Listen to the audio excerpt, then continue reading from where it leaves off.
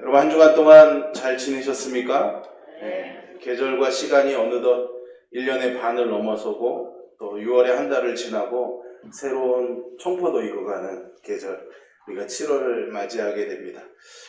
새로운 시간들을 맞이할 때마다 설렘과 기대가 있어야지 되는데 사실은 요즘은 계절이 바뀌고 시간이 바뀌는 것이 우리에게는 사실은 그렇게 편하지만은 않은 것 같습니다. 오히려 이 기다림을 도대체 언제까지 해야 되나 싶은 그런 마음의 무거움들이 더 커가는 것 같죠. 오늘 우리가 맥주감사주일로 하나님 앞에 예배하면서 1년의 시간 중 절반이라는 시간을 다시금 돌아보면서 하나님께 감사할 수 있는 시간, 그리고 여전히 우리의 상황은 희망과 기대감으로 채우기에는 조금 더 어려움이 있겠지만은 그 사이를 뚫고 믿음을 가지고 나아가서 그 속에서 소망을 발견할 수 있는 저와 여러분이 될 수 있기를 주님의 이름으로 축원합니다. 오늘 맥주감사주일이죠.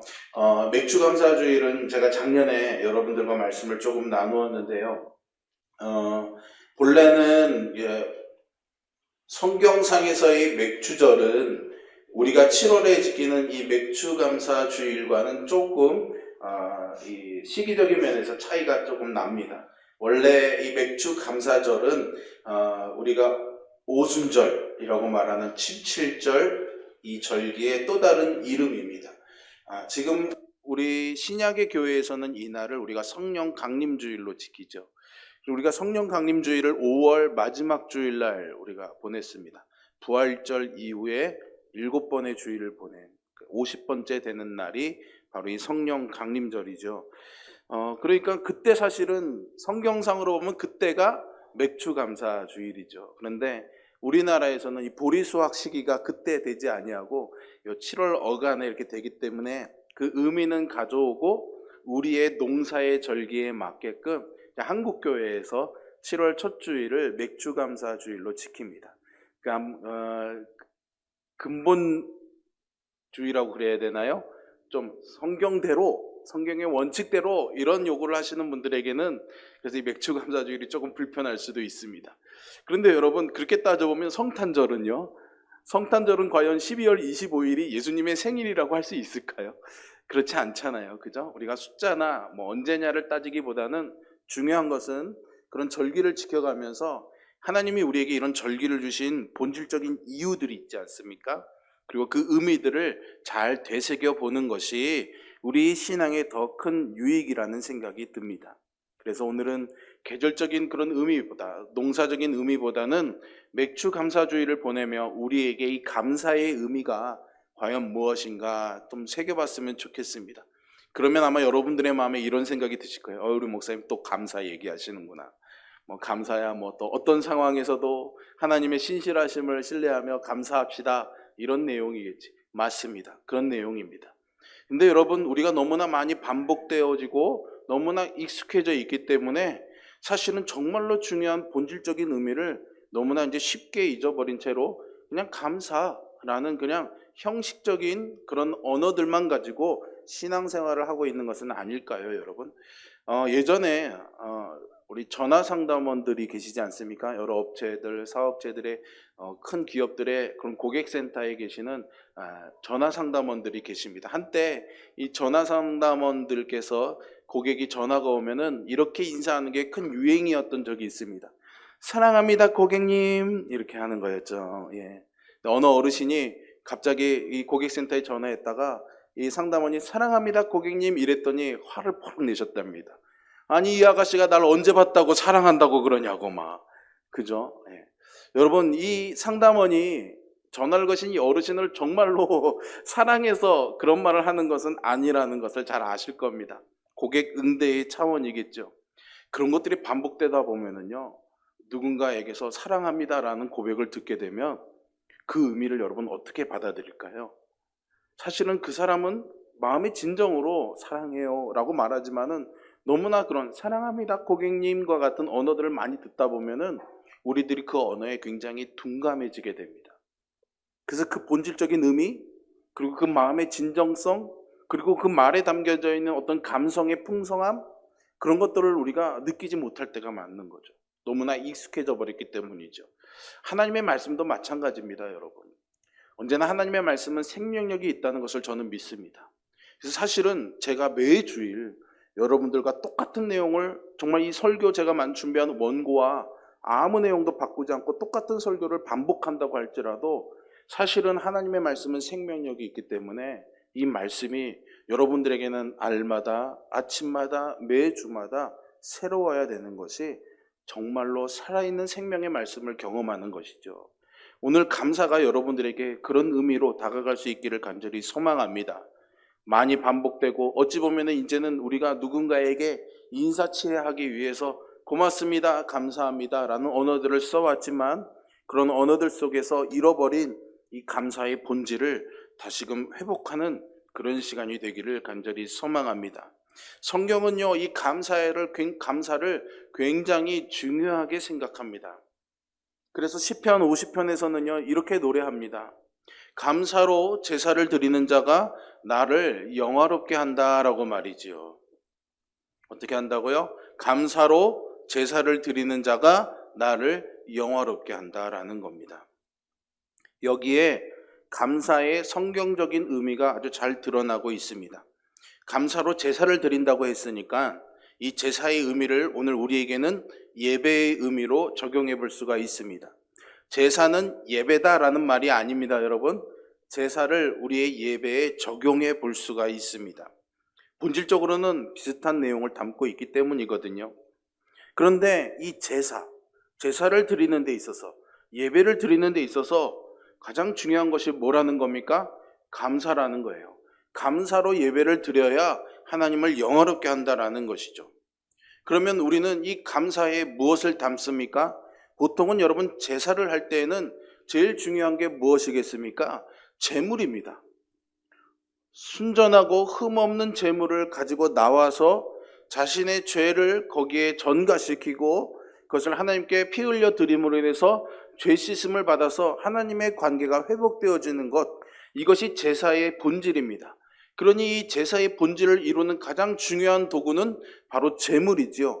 무엇을 가지고 오느냐가 중요한 것입니다. 그래서 사람마다 저마다 자기가 가진 것에 가장 좋은 것, 그래서 첫소산, 가장 귀한 것, 그리고 가장 깨끗한 것을 하나님 앞에 가지고 나오는 것이죠. 그런데 여러분, 그 제물은 과연 누구의 것입니까? 본래부터 그 사람의 것이라고 할 수 있겠습니까? 그 사람이 태어날 때부터 가지고 나온 것이라고 말할 수 있을까요? 그렇지 않죠. 어느 순간 어떤 상황 속에서 그에게 주어진 것입니다.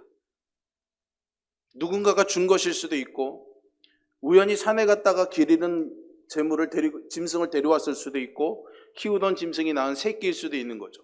본래의 자기 것은 아닙니다. 어떻게 해서든 자기에게 주어진 것이라고 할 수 있겠죠. 그러니 자기에게 속한 것이 아닙니다. 사실 우리는 다 모두가 빈손으로 왔다가 빈손으로 가는 것 아니겠습니까? 그러니 감사로 제사를 드린다라는 것은요, 사실은 나는 아무것도 가진 것이 없어서 하나님 앞에 들고 나올 것이 없는 사람이었는데 하나님이 나에게 이것을 주셔서 하나님 앞에 나와 예배할 수 있는 사람이 되었습니다 라는 고백인 겁니다. 그래서 감사가 되어지는 거죠. 보세요, 하나님, 내가 이 많은 것을 가졌습니다. 그렇게가 아니라, 보세요, 하나님, 나는 빈손이었는데 하나님이 내 손에 이것을 주셨네요. 감사합니다. 그렇게 나오는 것이죠. 그러면은 그 감사가 결국은 어떻게 됩니까? 그것을 주신 하나님께 영광이 되는 거죠. 감사로 제사를 드리는 자가 하나님을 영화롭게 한다는 말은 그런 의미인 겁니다. 그러니 이 감사의 제사의 가장 중요한 포인트는 뭘까요? 나의 나됨을 고백하는 겁니다. 나는 본래 아무것도 가진 적이 없는 존재라는 걸, 하나님 앞에 가지고 나갈 것이 없기 때문에 사실은 하나님 앞에조차도 나아올 수 없는 존재였다는 사실, 나의 한계, 나의 유한함, 나의 연약함을 하나님 앞에 있는 그대로 드러내는 것입니다. 겸손해지는 것이죠. 나는 하나님 앞에 그런 피조물일 수밖에 없습니다라고 고백하는 겁니다. 성경은 이런 제사가 하나님을 영화롭게 하는 것이다라고 분명히 말해주고 있습니다. 그런데 여러분, 사람들이 가진 것이 많아질수록, 자랑하고 싶어지는 것이 많아질수록 하나님 앞에 나와 감사하면서도 그 하나님을 영화롭게 하는, 나를 낮추고 나를 비워낸 그 감사가 아니라 봐라, 나 이만큼 채워져 있는 사람이야 라는 자기를 자랑하고 자기를 드러내고 자기를 보여주고 싶어하는 그런 감사로 변질이 됩니다. 왜요? 우리가 그런 존재라고요, 여러분. 제가 계속 말씀드려왔잖아요. 우리는 죄의 본성이 있고 우리에게는 연약성이 있어서 우리에게는 그럴 수밖에 없는 부족함이 있다라는 겁니다. 예수님도 그런 우리의 연약함을 드러내십니다. 자기를 의롭다고 믿고 다른 사람들을 멸시하는 한 바리새인을 예로 드시죠. 바리새인이 성전에 와서 기도를 하는데 세리라는 이 죄인을 저 멀리 떨어지게 하고 사람들이 잘 보이는 곳에서 큰 소리로 사람들이 듣게 기도합니다. 하나님, 나는 다른 사람들처럼 토색도 하지 않았고 불의한 일도 없었고 간음의 죄도 짓지 않았습니다. 그리고 이 세리처럼 사람들의 물건들을 약탈하지 수탈하지도 않았습니다. 그래서 이것을 나는 하나님께 감사합니다. 그리고 나는 일주일에 2번씩 금식도 하고 하나님께 이렇게 드릴 11조도 있습니다. 감사합니다. 누가복음에 나와 있는 겁니다, 여러분. 제가 지어낸 얘기가 아니에요. 누가복음 18장에 나와 있습니다. 그렇게 기도하죠. 겉으로 보기에는 하나님이 이 바리새인에게 주신 것들을 감사하고 있는 것 같지만 사실은 실상을 잘 들여다보면은 나는 이만큼 가진 사람이야. 너 참 훌륭하구나. 잘했어, 바리새인. 자기가 자기에게 감사하고 있는 거죠. 오늘날에도 하나님 앞에 감사한다고 하면서도 우리는 이런 유혹에 빠져들 가능성이 다분히 있습니다, 여러분. 우리가 어떤 일을 잘 마치거나 성공적인 그런 노력 끝에 얻은 것들, 그것을 하나님께 드리고 감사하는 그런 감사를 드릴 때 우리 자신을 비워내지 못하면은 결국 이 바리새인처럼 은밀하게, 겉으로는 하나님에 대한 감사지만 자기를 드러내고 싶어하는 은밀한 그런 자기과시의 감사가 될 수 있다라는 것이죠. 이런 감사는 진정한 감사일 수가 없을 겁니다. 왜냐하면 성경이 말하는 진정한 감사는 나의 유한함을 그대로 고백하고 인정하는 것이며 나를 비워내고 겸손하게 하나님 앞에 나아가는 고백이어야 하기 때문이죠. 자기 자신을 은근히 과시하고 나를 드러내는 감사는 하나님 앞에 위선적인 것이 될 수밖에 없습니다. 성경의 감사는 그래서 나의 존재를 확인하고 나의 존재를 높이고 드러내는 것이 아니라 오히려 나를 비우는 것이고 나를 낮추는 것이죠. 나의 존재를 채우는 것이 아니라 나를 비워내야 진정한 감사를 할 수 있는 겁니다. 여러분, 우리의 인생이라는 그릇이 있다고 생각해 보십시오. 거기에 내가 수고하고 열심히 해서 채운 것들이 있을 것입니다. 그것들로 만족하면은 하늘로부터 오는 값없이 주시는 하나님의 은혜는 어디에 담을 수 있을까요? 너무나 많이 내 것으로 채워져 있기 때문에 끊임없이 주시는 그 하나님의 것들로 채울 수 있을까요? 아니요. 하나님으로 오시는 것들을 채웠다고도 가정해 봅시다.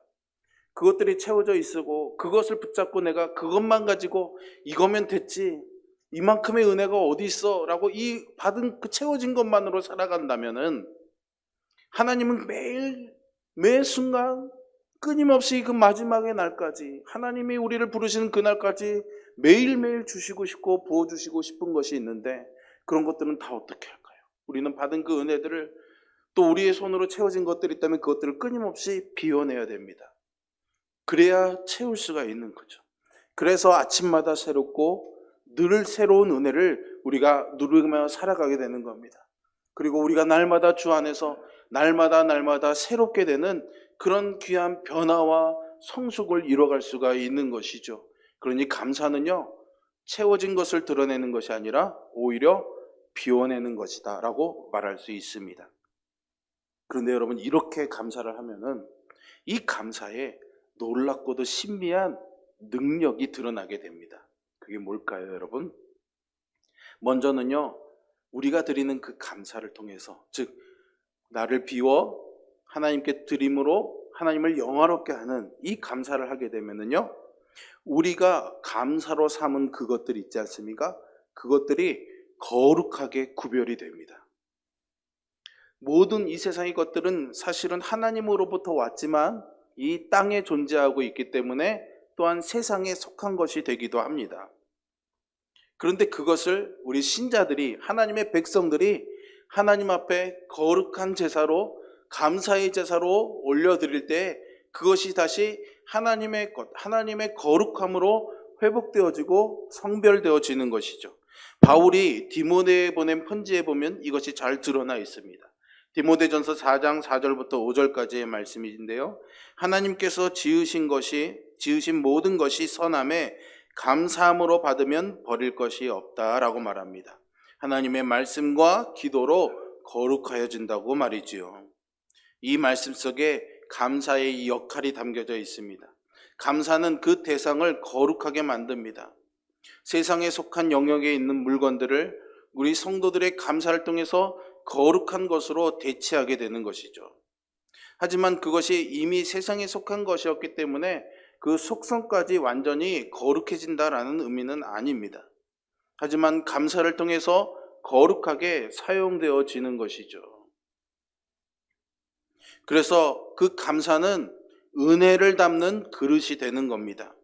여러분, 우리가 매일매일 차려진 식탁에 음식을 놓고 감사의 기도를 드린다면은 그 땅에서 난 물질을 거룩하게 하는 행위인 것이죠. 예수님께서 5,000명이 되는 사람들을 먹이신 놀라운 사건이 있었습니다.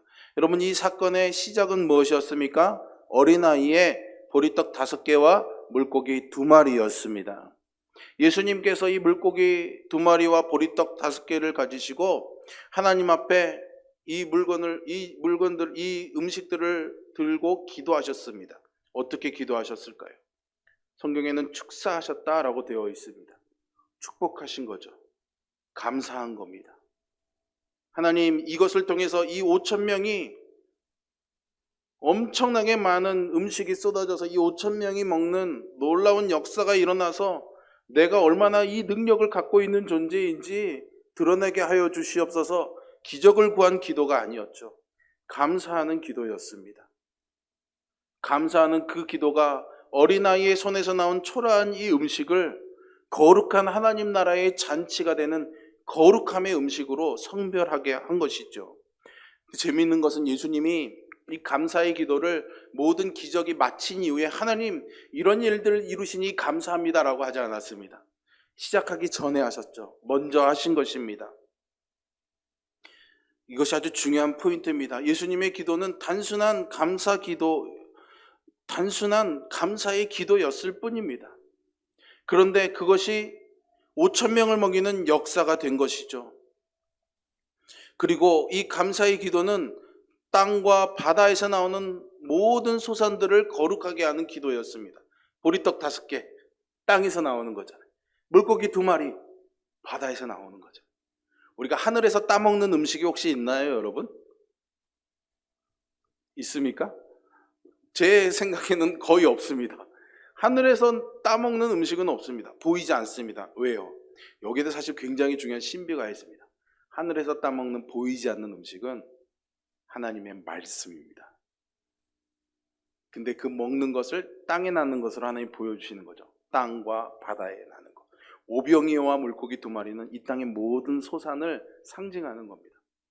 그 물건 다 작고 초라해 보이는 것이지만 제자들이 계산에는 도저히 사람들을 먹일 수 있을 만큼의 양도 되지 않는 하찮은 것이었지만 거기에 예수님의 감사 기도가 들어갔을 때에 하나님의 능력이 나타난 것, 모든 사람들이 배불리 먹는 역사가 일어난 거죠. 여러분들의 감사가 그런 감사가 될 수 있기를 주님의 이름으로 축복합니다. 누가복음 17장에 보시면요, 예수님께 고침받은 한센병 환자의 이야기가 나옵니다. 사실은 10명이 고침을 받았습니다. 그런데 이 사람만 예수님께 돌아와서 감사하죠. 그런데 이 사람에게 예수님이 그래 고마워, 네가 감사해 주니 내가 참 보람되구나 라고 하지 않으셨습니다. 갑자기 뜬금없는 이상한 말을 하셨어요. 무슨 말이었을까요? 내 믿음이 너를 구원하였다라고 말이죠. 감사하러 온 사람에게 내 믿음이 너를 구원했다라고 예수님이 말씀하셨어요. 이것은 그 사람의 감사는 곧 예수님이 뭘로 보셨다는 거예요? 믿음으로 보셨다는 겁니다. 감사하러 온 그 사람을 예수님은 믿음을 드러낸 것으로 표현하신 거예요. 그러니 감사는 뭐라고 할 수 있습니까? 믿음이라고 할 수 있습니다. 이걸 다 또 풀어서 설명드리려면 지금 시간이 너무 없어서요. 어쨌든 이 사람이 이 예수님의 이 선포를 듣고 하나님께 영광을 올려드리죠. 그리고 돌아와서 예수님의 발 아래 엎드려서 감사하는 것입니다. 이것은 우리에게 감사가 곧 믿음이라는 것을 가르쳐 줍니다. 내 믿음이 너를 구원했다라고 하는 이 선포에서 예수님은 나 자신을 비우고 내가 이렇게 병 고침 받은 그 일, 내가 어떤 귀한 것을 누리게 된 이 모든 일들이 당신이 아니고서는 될 수 없는 일이었습니다. 하나님이 아니고서는 될 수 있는 일이 아니었습니다. 아까와 똑같은 논리죠. 내 손에 있는 것 풍성하지만 이것은 나의 것이 아닙니다 라는 이 감사의 제사를 드릴 때 하나님께 영광을 올려드리는 것, 그리고 그것은 진정한 믿음의 표현이라는 거죠. 여러분, 우리가 즐겨 부르는 찬양 중에 그리 아니하실지라도 라는 찬양이 있습니다. 아시나요? 그리 아니하실지라도 감사해요 라는 찬양이죠. 아주 단순한 멜로디고 가사의 내용도 좋아서 많은 분들이 좋아하시리라 생각이 됩니다. 저도 참 좋아합니다. 이 찬양 제목의 그리 아니하실지라도의 내용이 우리가 읽은 다니엘서 3장의 내용이죠. 우리가 읽은 성경에는 이 부분을 그렇게 하지 아니하실지라도 라고 그렇게 표현을 하고 있습니다. 이스라엘 사람들이 망했습니다. 불순종해서 하나님 앞에. 그래서 바벨론으로 포로로 잡혀가게 되죠. 포로 생활하면서 바벨론의 왕이었던 느부갓네살이 두라라는 바벨론의 그 평지에 금으로 높이가 약 30m, 폭이 3m 정도 되는 거대한 신상을 만듭니다. 그리고 바벨론 거대한 이 제국의 각 지역에 흩어져 사는 관료들을 다 불러다가 이 신상을 낙성하는 낙성식에서 다 이 신상에게 엎드려 절하라고 명령을 합니다. 만약 그 절을 하지 않으면 풀무에 던져 넣겠다라는 경고도 잊지 않았죠. 그런데 그 무리들 속에, 그 추천받은 관료들 속에는 다니엘의 추천으로 관리가 된 세 친구들이 있었습니다. 다니엘의 유대인 친구들이었죠. 사드락과 메삭과 아벳느고였습니다. 이 사드락, 메삭, 아벳느고 이 세 명의 친구는 느부갓네살의 명령을 거절합니다. 왕이 이 사실을 알게 되고 이들을 불러다가 너희들이 지금이라도 이 신상에 절을 하면 내가 살려주겠지만 만약에 그렇지 않으면 너희들을 죽여야 될 것이다 라고 말하죠. 그러면서 그들에게 말합니다. 능히 너희들 내 손에서 건져낼 신이 어디 있겠느냐라고 말이죠. 세상에 그 어떤 신들도 나의 권세 앞에서 너희를 구원해낼 신은 없다라는 아주 오만한 선포였던 것입니다. 여러분, 그 이야기를 들은 이 세 친구들, 일반 사람이라면 어떤 마음이 느껴질까요? 공포감이 있지 않겠습니까? 그런데 이 세 친구들은 왕에게 말합니다. 왕이여, 우리가 섬기는 하나님이 반드시 계신다면은 우리가 이 타는 풀무불에 던져질지라도 하나님이 우리를 왕의 손에서 건져 주실 것입니다. 할렐루야! 이 놀라운 믿음이 있는 것이죠. 그런데 그 다음의 말이 더 기가 막힙니다. 그렇게 하지 않으실지라도 우리는 이 신상에게 절하지 않을 겁니다 라고 말하는 거죠. 여러분, 우리의 대부분의 하나님께 대한 간구는 이 간구의 앞부분에서 멈추는 경우들이 많습니다. 하나님이 나를 이 환난에서 건져내 주실 줄로 믿습니다. 하나님 나를 이 질병에서 고쳐주실 줄로 믿습니다. 하나님이 계신다면 나를 이 위기에서 하나님이 도와주실 거라고 나는 믿습니다. 이것도 아멘 안 하시면 어떡해요, 여러분? 좋습니다. 그만한 믿음 가지는 것도 대단합니다, 여러분. 왕이 죽이겠다고 그러는데 하나님 나를 구원해 주실 것을 나는 믿기 때문에 나는 두렵지 않습니다. 그래서 신상에 절할 수 없습니다라고 말하는 것조차도 얼마나 대단해요. 여기는 우리 모두가 다 그러기도 쉽지 않잖아요, 여러분. 그 믿음도 대단합니다. 그런데 이 세 친구는 거기서 더 성숙한 믿음을 드러내는 겁니다. 뭐라고요? 그렇게 하지 않으실지라도 나는 절하지 않을 겁니다 라는 겁니다.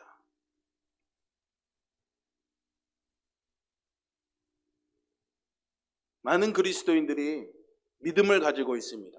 그리고 대부분의 그 믿음은 하나님께 기도하면 하나님이 움직여 주실 거다라는 믿음이죠. 사실 우리는 하나님의 생각을 다 헤아리지 못합니다.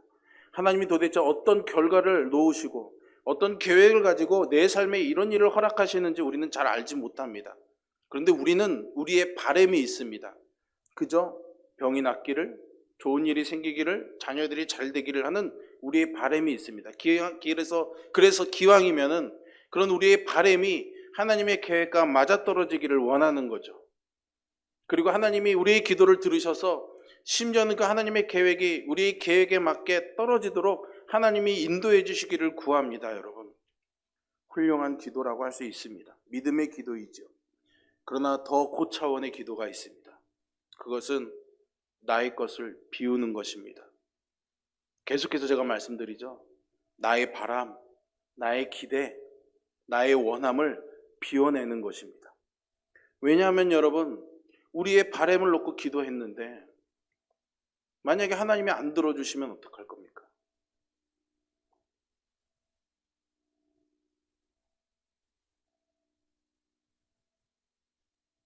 하나님이 안 들어주신다는 이야기가 아닙니다, 여러분. 그러면 우리는 혼란스러울 수밖에 없죠. 그래서 끊임없이 우리가 하나님 왜 그러세요? 어떻게 하나님 나한테 이러실 수가 있어요? 그러는 겁니다. 왜요? 하나님의 계획은 어떤지 잘 모르는 채로 그냥 우리의 바램만 갖고 있으니까요. 우리의 간구만 갖고 있으니까요. 우리가 흔들리지 않으려면, 우리가 굳건한 믿음을 가지려면, 우리가 그래서 진정한 감사, 주셨기 때문에 드리는 감사가 아니라 주시지 않아도 드리는 감사를 하려면 뭐가 없어야겠습니까? 내 것이 없어야 됩니다. 그러면 주시지 않아도 감사할 수 있죠. 왜요? 원래부터 내가 바라던 바가 아니었으니까 상관없는 거 아닙니까? 근데 그러기가 쉽지 않습니다. 예를 들어볼까요, 여러분? 여러분들이 누군가에게 뭔가를 부탁합니다. 이 사람이 사실 이걸 들어줄지 안 들어줄지 확신이 안 섭니다. 거절당할 그런 두려움도 있잖아요. 그래서 야, 너가 이것 좀 해줬으면 좋겠어. 근데 만약에 못해도 나 괜찮아 이렇게 말하지 않습니까? 그러면 정말 안 괜찮아서 그렇게 얘기하는 걸까요? 너가 안 들어주면 나 정말로 안 괜찮으니까 걱정하지 마 그러는 걸까요? 아니죠. 안 괜찮고 싶으니까 제발 이 이야기 좀 들어줘 라는 부탁 아닐까요? 그래서 난 분명히 괜찮아라고 말했지만 막상 거절당하고 나면 마음이 아픕니다. 힘들잖아요. 그죠? 왜 그럴까요? 우리의 그런 기대를 갖고 있기 때문입니다. 반드시 이건 돼야만 돼라는 이 생각을 놓지 않고 있으니까 그렇잖아요. 하나님과의 관계도 저는 마찬가지라고 생각합니다. 하나님의 뜻을 먼저 그의 나라와 그의 의를 구한다고 말하지만 여전히 우리의 마음에는 아까 말씀드린 죄의 본성이 있기 때문에 육신의 정욕이 자리 잡고 있기 때문에 이것을 비워내는 것이 쉽지 않습니다. 그래서 이것을 붙잡고 기도하면은 실망스러울 수가 있죠. 그래서 이걸 비워내는 방법이 뭡니까? 그리하지 아니하실지라도, 그렇게 하지 않으실지라도의 믿음을 가지는 거죠. 그럼 이 믿음을 어떻게 가질까요, 여러분? 내가 막 노력한다고 가져집니까, 이 믿음이? 믿음을 가져야 되죠. 믿음은 뭡니까? 신뢰입니다. 신뢰는 관계 속에서 나온다고 저는 생각합니다.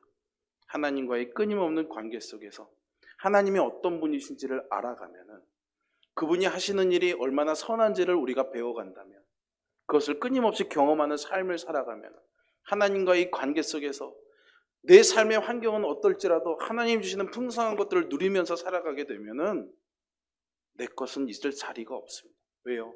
하나님의 그 능력과 말씀과 은혜와 그 풍성함들이 내 속에서 점점 많은 것들을 자리하다 보면 내 것이 있을 자리가 없게 됩니다. 끊임없이 하나님과 교제하시기를 바랍니다. 하나님이 우리에게 이렇게 말씀하셔요. 그래서 우리는 하나님의 생각을 따라가야 되는 존재라고요. 그래서 성경에서 하나님은 이렇게 말씀하십니다. 나의 생각은 너희 생각과 다르다고요. 그리고 나의 생각은 너희 생각보다 더 높다고 말씀하시는 겁니다. 예수님께서도 우리에게 이렇게 기도하라고 하셨잖아요. 뜻이 하늘에서 이루어진 것 같이 땅에서도 이루어지도록 말이죠.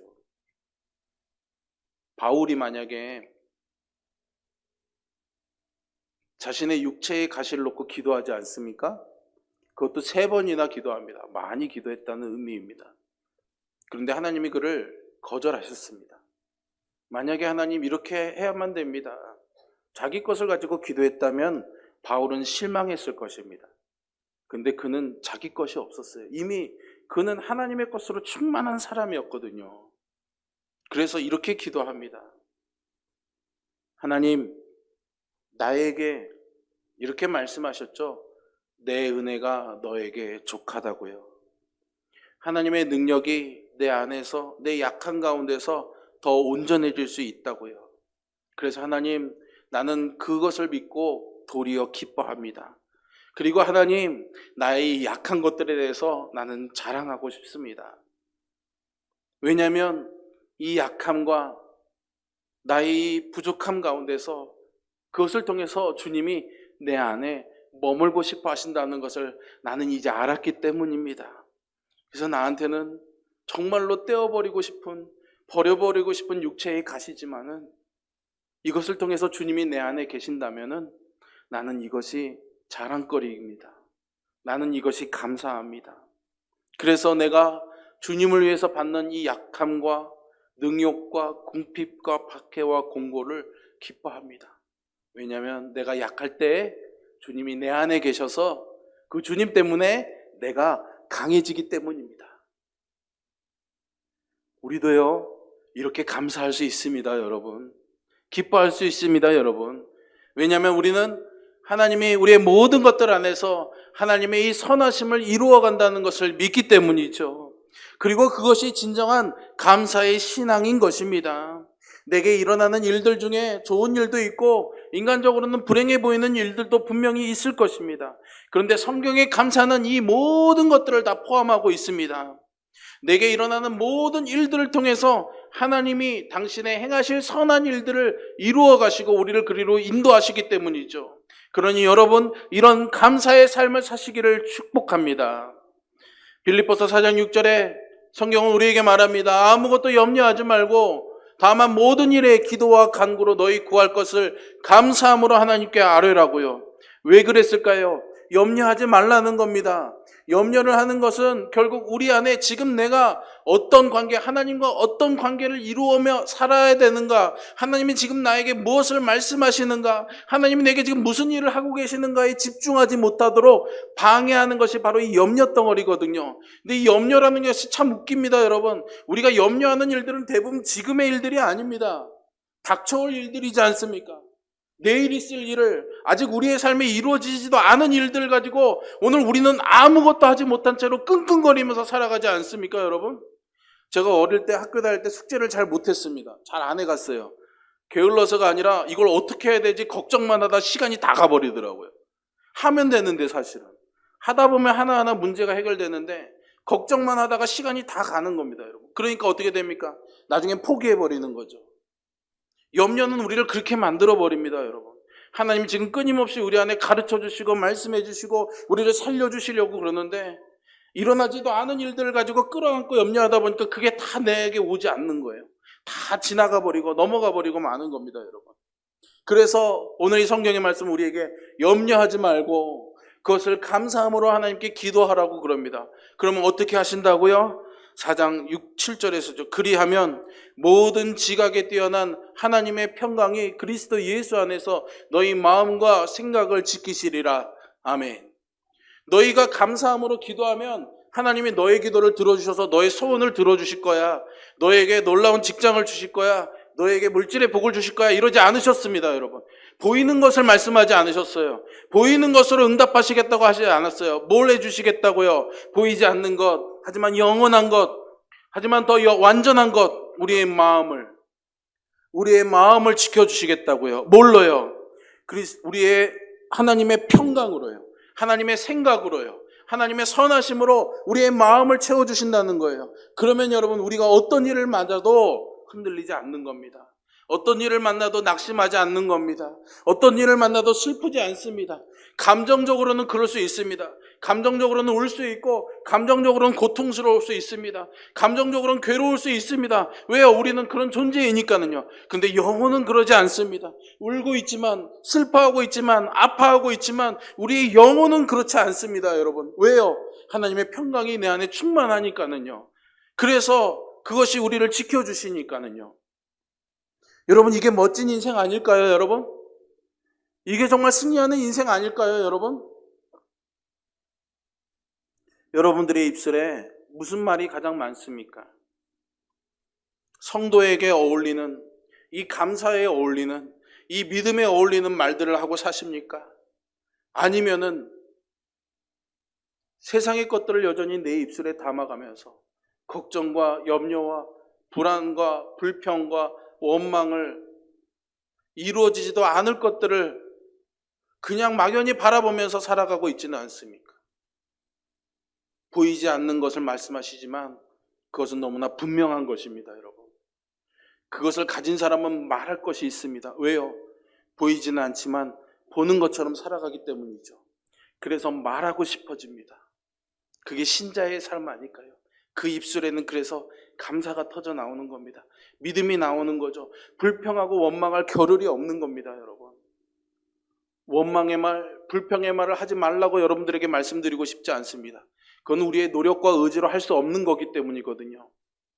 우리 안에 무엇을 채우느냐가 더 중요한 문제죠. 염려하지 말고 감사함으로 기도함으로 하나님의 평강이 우리의 마음을 지켜주시면 우리 입술에서 과연 뭐가 터져 나올까요, 여러분? 무슨 말이 나올까요, 여러분? 기대됩니다, 여러분. 여러분, 우리 참 어려운 시간을 지나가고 있습니다. 마음이 너무 불편합니다. 열심히 뭔가를 회복하기 위해서 6월 한 달 동안